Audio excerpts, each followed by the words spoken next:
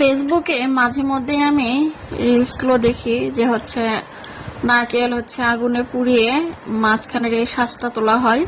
তো আজকে বাসায় হচ্ছে অনেকগুলো নারকেল কোরানো হচ্ছিল, নাড়ু বানানো হবে, পিঠা বানানো হবে। তো আমি একটু ট্রাই করার জন্য এখান থেকে হচ্ছে অর্ধেক নারকেল একটা ছাঁকনির মধ্যে নিয়ে নিলাম, এরপর হচ্ছে আগুনে দিয়ে দিলাম। মূলত এটা আমার এবং আমার খালাতো ভাইয়ের হচ্ছে একটা আইডিয়া ছিল, দেখি এটা আসলে সত্যি কিনা। তো দেখুন অনেকটা পুরানো হয়ে গেছে।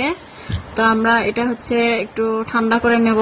প্রচুর গরম হয়ে গিয়েছিল, আমি একটা কাপড় দিয়ে ধরেছিলাম, তো অনেকটাই পুড়ে গেছে।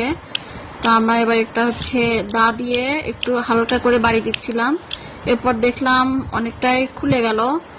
তো সত্যি কথা বলতে হ্যাকটা সত্যি।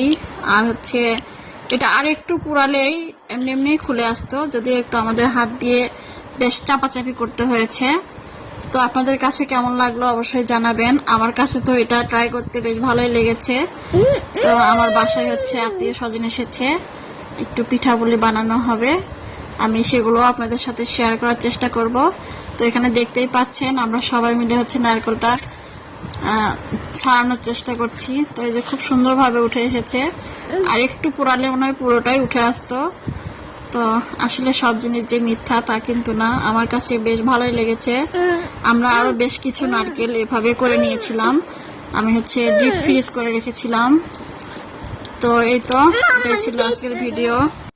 আপনাদের কাছে কেমন লাগলো জানাবেন। আজ এখানেই বিদায় নিচ্ছি, দেখা হবে পরবর্তীতে নতুন কিছু নিয়ে। ভালো থাকবেন সবাই, ধন্যবাদ সবাইকে, আল্লাহ হাফেজ।